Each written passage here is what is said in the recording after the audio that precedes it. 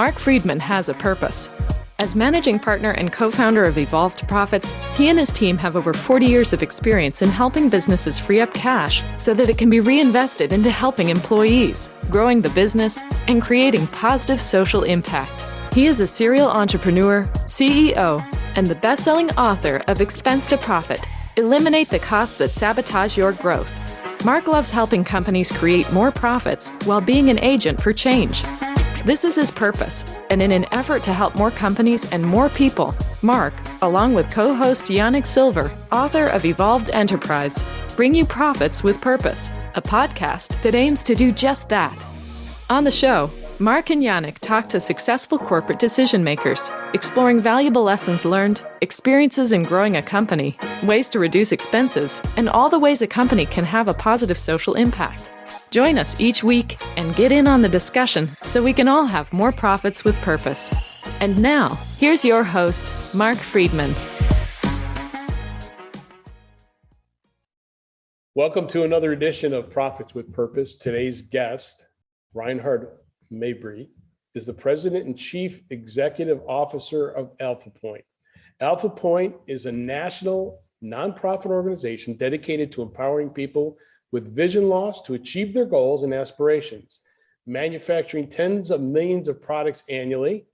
That one kind of blew my mind. Alphapointe is one of the largest employers of people who are blind in the US, more than 400 employees, and more than half of whom are blind or visually impaired. Mabry began his career in the field of blindness in 1994 when he joined RESPECT, Florida's state use program. He was appointed by the director of the Governor's Commission for Purchase for the Blind and others severely handicapped. He was also director of Georgia Enterprises, Georgia State's Youth Program, during a transitional period for that program. He was a vice president for Winston-Salem's Industries for the Blind, responsible for marketing, business development, and base supply center stores before joining Alphapointe in 2006. Mabry is president of the directors of the National Association for the Employment of People Who Are Blind. He's chairperson of the Kansas Advisory Committee for the Blind and Visually Impaired, and formerly served on the board of directors of VisionServe Alliance. Mabry received his Bachelor of Science in Political Science and his MBA from Florida State University. Welcome to Profits with Purpose. Marc, thank you very much. That was a very long introduction, and I assure you it's not nearly as impressive as all the words you wrote. I'm not sure about that. So let's first talk about this great association that you're leading, and talk about its empowerment for those who are not as fortunate as others that have their full sightness, although some say being blind is not really a disadvantage, and I'm sure you can enlighten us on that as well. Well, certainly we talk about umpires being blind and hinders them and hinders baseball players from being able to play well, but blindness for the most part in society is something that I think that those who are sighted tend to look upon people who are blind as having deficiencies, inabilities to do things, because sighted people are projecting on blind people their own fears and insecurities.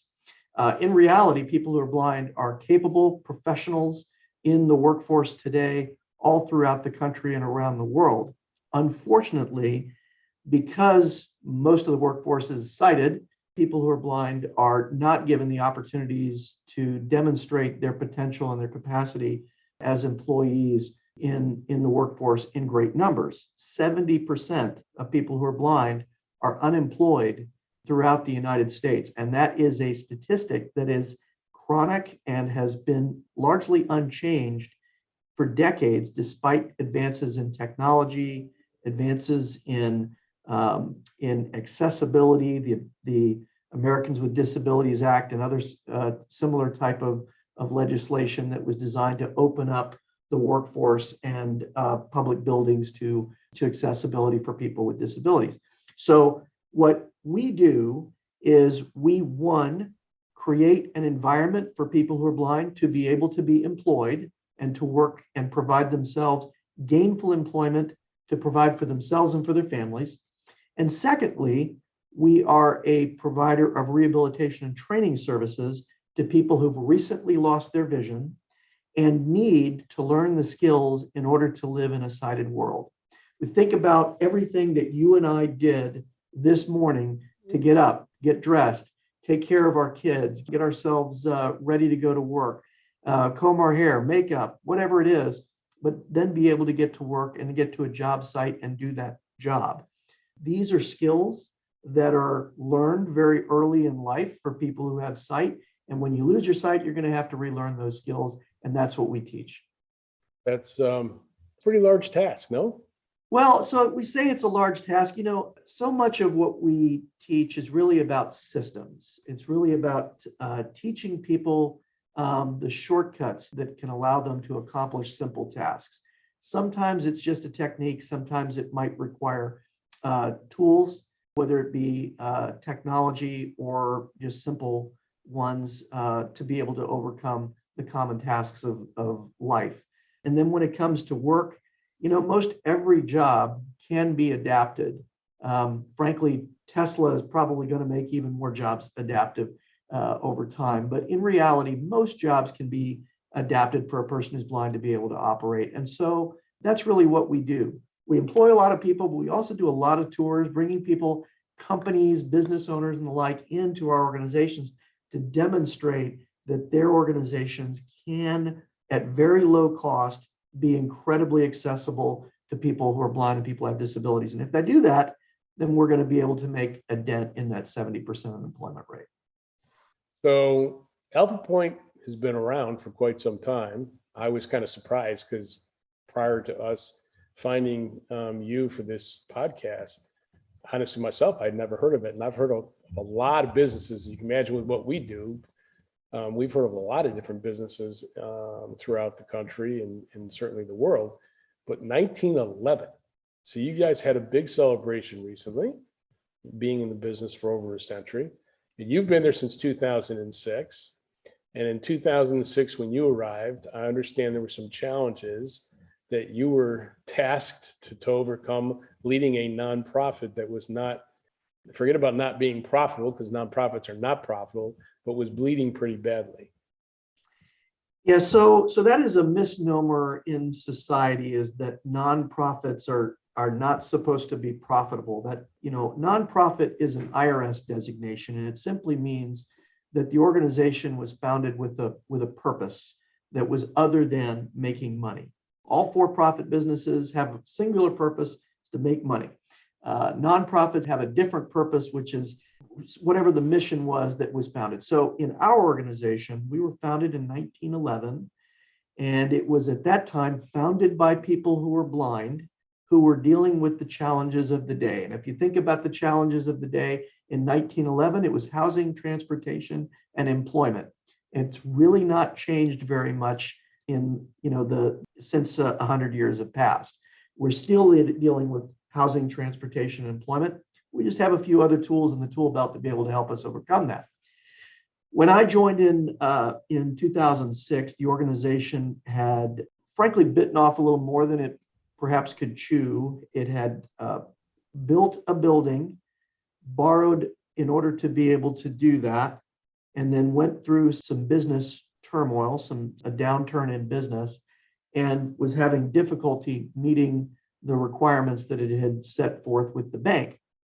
So 4 years into a loan, and they're not meeting their debt covenants, and they're getting a lot of heat, if you will, from the bank. And so my job was to come in and help grow the business. And that's what we've been fortunate to be able to do. We've had some really good luck. We've had some things go our way, and we've been able to grow not only the business, but also the mission. We've been able to double our workforce. We've been able to 3x our sales and revenue. We've been able to increase our impact throughout the country, serving a lot more people who are blind, training a lot more people who are blind, placing a lot more people who are blind into jobs. Those are all measures by which we evaluate our performance over and above financial results. And we're proud of the results that we've had. It's amazing when, you're looking for potential guests for a podcast called Profits with Purpose. And we've been fortunate so far. We just launched this in January, but we've been fortunate so far to find some really talented, unique individuals who are fulfilling that profits with purpose mantra. And, for us, that's part of, what we do. We're trying to create an impact as well in the business world. And over the past 10 years, well, it's been longer than that, but at least over the past 10 years, as a business, we've saved over $1 billion as a team for businesses. And we're on our goal to save another $1 billion and create a $50 million impact doing that, because we give back for the businesses that we help, where the business gets to decide where that money goes and to what direction that money goes. So causes like yours, causes like many of our clients have asked us to help support, are truly important. And looking at, what you're doing specifically, it astounds me the statistic of 70% has not changed for all these years. Whereas I would suspect, and maybe it's similar in, with other disabilities where it's similar as well, but I would have never have guessed that with all the advancements that we've had in technology and the opportunities. And then, obviously, nonprofits like Alphapointe. I don't understand how that number is still so large. Yeah, so, it really starts in society at a very young age. And honestly, blindness is one of those disabilities that's very visceral. You think about blindness in the context of religion. God smited people that he didn't like in the Old Testament that were doing things wrong and were being sinful, and he would render them blind. When they describe people who in the Bible who were in horrible straits, they were oftentimes afflicted with blindness. And, Jesus was trying to cure them of that. There are societies where all throughout the world, where if a person's considered blind, that is considered a mark against the entire family, that they've been afflicted by this, that God or the gods have somehow hurt them. So it really goes to some very, very old belief systems that people have about blindness. There is an innate fear that many people have. And in fact, it's one of the most significant fears that people have, other than death, speaking in public, and cancer, is blindness. It's right up there at the top. So I think that that in and of itself becomes a barrier. The second thing that I think really has become and remains a barrier today is simply a lack of awareness and understanding about the capabilities and talents of people who are blind. There are people who are blind who, there's been 2 governors across the entire country that have been blind. And one of them is David Patterson from the state of New York. And that's just a more recent one. And what happened when he was in office? He was mocked on Saturday Night Live, for running into walls and things. So we have, even in society today, we have people that simply don't understand the capabilities and talents of people who are blind and what they can accomplish. At the same time, people who are blind have made tremendous impact in law, in literature, in music, in a variety of different areas throughout history. You just simply have to, pick up a history book and you see that there were people who are blind that have worked in all facets of life. Interesting. So let's talk about the many different dynamics at Alphapointe. So it's a company that does everything from manufacturing to retail stores to rehabilitation services. What are the challenges or even advantages of running such a multifaceted company? Yeah, so I think the opportunity obviously is for us is that we're able to employ people who are blind in a variety of different jobs. And when I first came to Alphapointe, and I think this is true of organizations like ours throughout the country, is there was a fixation on getting people into jobs that allowed them to use their hands. The belief was tactile work was going to be the most effective work. And it goes really back to the earliest days of our organization. And what we found is, people who are blind come from all walks of life, all capabilities and talents and aspirations. And so we really needed to diversify the work so that we could give people work that was meaningful to them and enjoyable to them. And so we've put people into call center jobs, retail, e-tail, and giving them opportunities to be able to advance and move up in the organization. And that is something that is a more recent event for our field, our industry, probably over the last 30 years than any time in the past, which is unfortunate because I think that needed to do a better job of walking the talk. What that difficulty, though, for us is it means that we're probably spread a little bit. We are not experts in everything, and yet we're in a variety of different industries. I am manufacturing janitorial cleaning products, mops, brooms, brushes. Those are products that blind people have been making since the turn of the last century. That was one of the first things that Alphapointe did back in 1916 was hand making brooms. In the 1960s, we started making writing instruments, and we've been making pens for the government for decades now. The U.S. Census uses our writing instruments when they're going out and doing, counting of the population. But we also have advanced into automation and technology.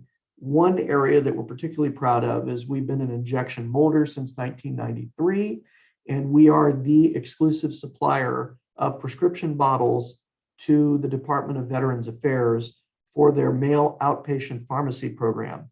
So we are supplying medicine or not medicine itself, but the containers that ship medicine to our veterans all across the United States. We also have a contract with Express Scripts where we are supplying prescription bottles for them for active duty military and retirees. So we're supplying and also to their families. So that's a project that we're very proud of, and we've been doing that for a long time. One of the things that I think probably sets us apart and is an exciting part of our development and diversification is we now own our own intellectual property. We've developed a number of different medical products that are used by the military in the field that are saving people's lives and getting them back home to their families. Tourniquets, splints, litter straps, systems that are designed to extend a person's life and render aid to them on the battlefield so that they can get back home. And that's really something we're very proud of because, in fact, we have people who are blind who are making products where they've never been able to wear the uniform, but they're able to give back to their country and do something that is helping their fellow man. So we're excited about doing all those different things. It diversifies the jobs that people who are blind are able to do, which is the why we do it, and gives us an opportunity to be able to do something that's meaningful to our country. Really, really cool. The fact that you have some of your own proprietary stuff, and I would have never guessed you'd be in the medical space, but that's pretty cool. Yeah, that's really neat. That's really neat. So now I guess when I go see my father-in-law and I see his meds that he's got from the VA, I know they're in your packaging. Yep. That's in all cool. likelihood they are, and we are producing about 60 million bottles for the VA a year, another 30 million for Express Scripts. So in all likelihood, most of America has probably got a container that has something that we made the container for. This is great. This is inspiring. It really is. So obviously I can see that service is ingrained in your business model at Alphapointe.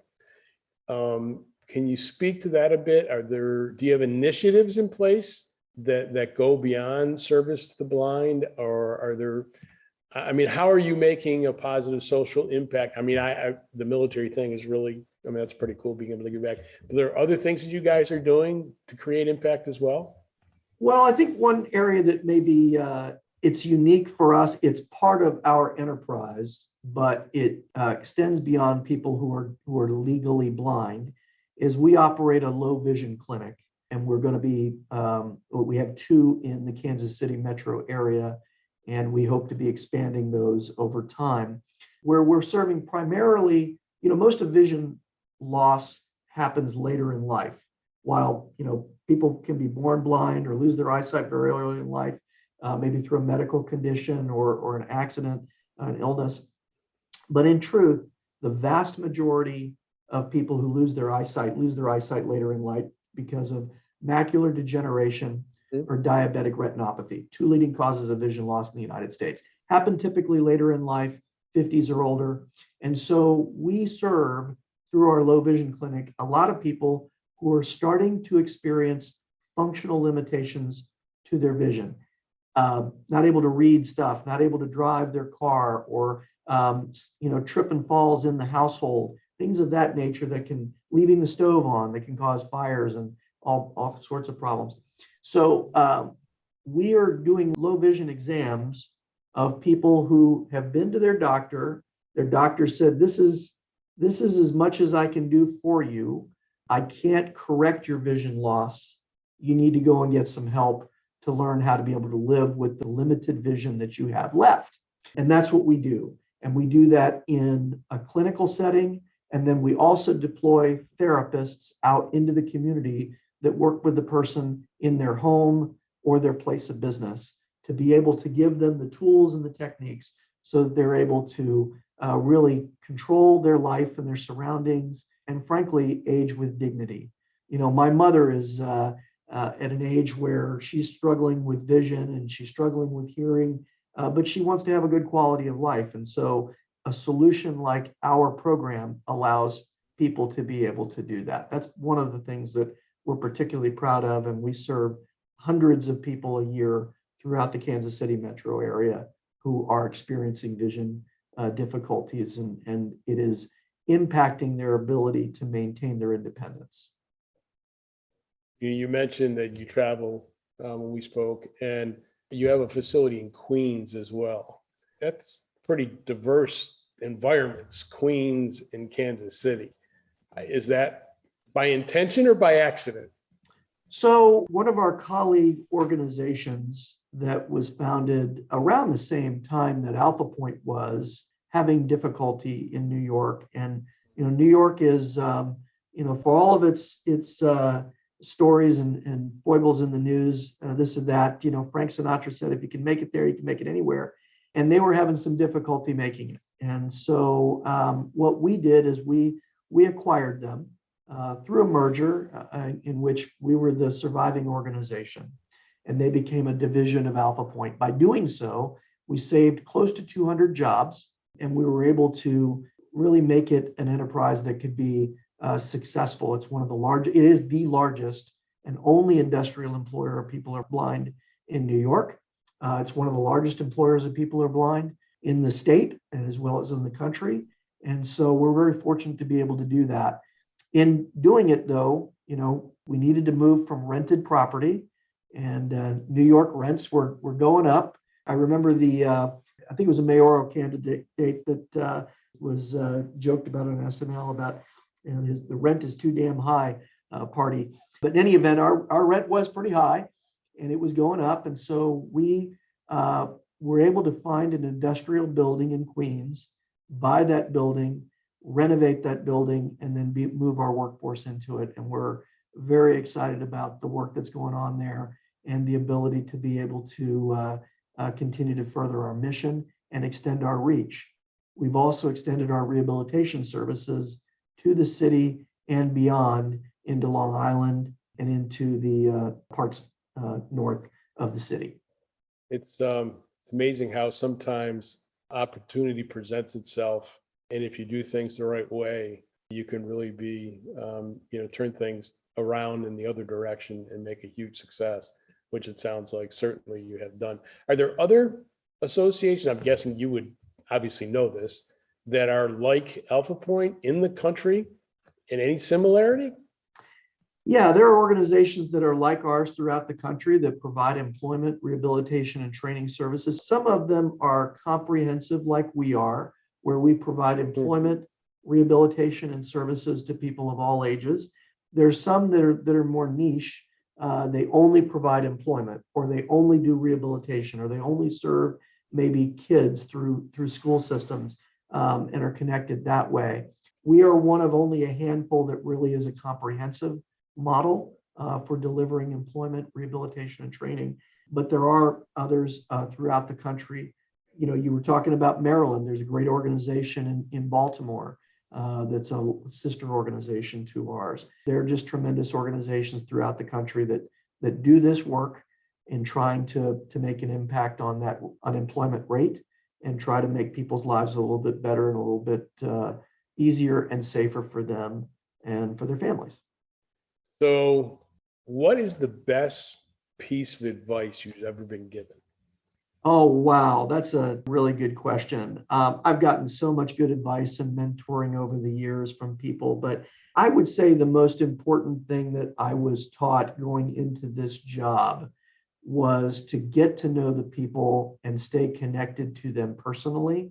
One thing that I do whenever I'm in the building, whatever building I'm in, is I always do a walkabout and visit with the employees and try to connect with them to frankly demystify my role, because otherwise the one time you go and talk to the boss, it feels scary and intimidating. I'm not a scary and intimidating person, but nevertheless, the title itself can create that divide. So I go out and I meet with the employees on a regular basis, and I try to create venues where I can have interactions with the employees, one-on-one, small groups, and the like. I was told that is the most important thing that I can do as an employer, is be very connected, know them by name, know something about them.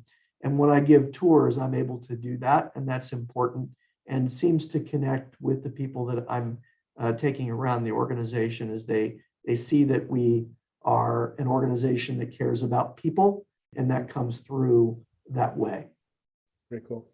Is there anything that I haven't mentioned that you'd like to touch on? We talked about obstacles, one of the questions that you had in your list, and we didn't really talk about that too much, and maybe it was for a different purpose, but inflation right now is affecting a lot of organizations throughout the country, for profit and not for profit. And we are absolutely feeling the effects of that. Vast majority of our business is with the federal government, but we also are selling to commercial customers and to state, city government customers as well. And I will tell you that inflation has hit us very hard. Resin, plastic resin, anybody who's in the injection molding space, a little over a year ago, 14 months ago, we were paying 60 cents a pound for resin. Today, it's $1.50. It's incredible.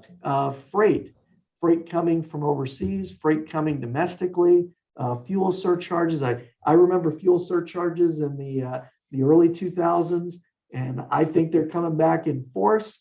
But we also have the dilemma of a labor shortage, and particularly skilled labor. And I don't know if some people in your audience are having this difficulty, but we certainly have, and that is people that know how to turn a wrench and work on pieces of equipment, work on technology other than your computer. Anybody that has to work on machines, anything where they get their hands greasy and oily. It's been hard to find talent and people that are really good at it. So we've had our challenges, our headwinds, if you will, and as I think all employers have throughout the country, and we've employed some tools and techniques to try to recruit and retain. The one thing I'd say to you, and may be useful for an audience of for-profit as well as not-for-profit, is really sell who you are, your principles, your values, the DNA of your organization, because I am certain that is what attracts people to Alphapointe and causes them to remain with Alphapointe. Our average tenure is about 7.5 years, but I have people that have been working for me for 30, 40, and 50 years at Alphapointe. And the reason that they say routinely is because of who we are, that we matter to the community. That's why they come, and that's why they stay. And I think that's true probably of many people in your audience as well, is they come for the paycheck, they stay because of who you are. I would tend to agree. You're right. They come for a paycheck, but they stay who you are. If they can't connect with who you are and your purpose in the world and what you're trying to accomplish, you'll have tendency to faster turnover. But you're right.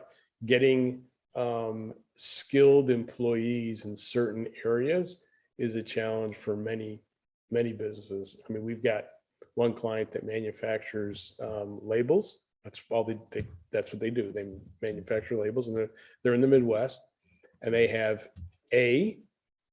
one mechanic for this entire facility.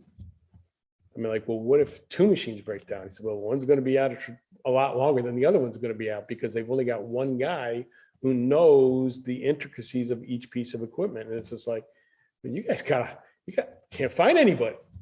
Forget about we want to hire somebody. We can't find anybody. So yeah, for sure that's a problem in industry today.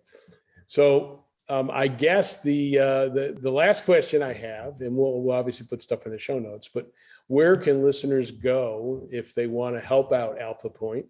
If you can give us, either a website, or if they want to contact somebody at Alphapointe, what's the best way to do that?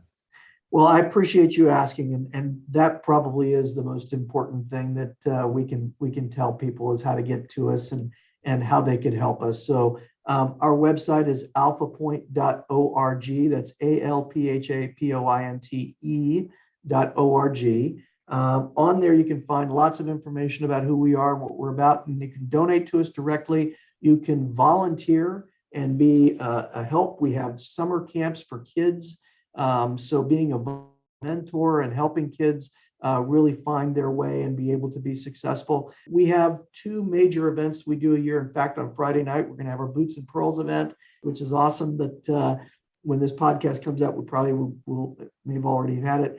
But then we also have our golf tournament, which is a pro-am held in Kansas City. And so alphapointe.org, you can donate, you can participate, you can volunteer. We'd love to have you be a part of our organization and our movement. Well, I hope people take a listen to that and help out, because you certainly you're doing great things, and you're helping people who are certainly in need. And with the statistics that you mentioned, that still blows my mind away that statistic hasn't changed in years. We need to help make that statistic change in a positive direction. So Reinhard, thank you so much for being a guest on Profits with Purpose. I really enjoyed meeting you and understanding more about what you're doing and how you're changing the world and making a better impact throughout our country, helping the military with the products that you're serving, and helping people who are unfortunately not thought of in a positive sense that should be thought of in a positive sense. Marc, thank you very much. And thank you to your audience for giving us an opportunity to tell a story. Great.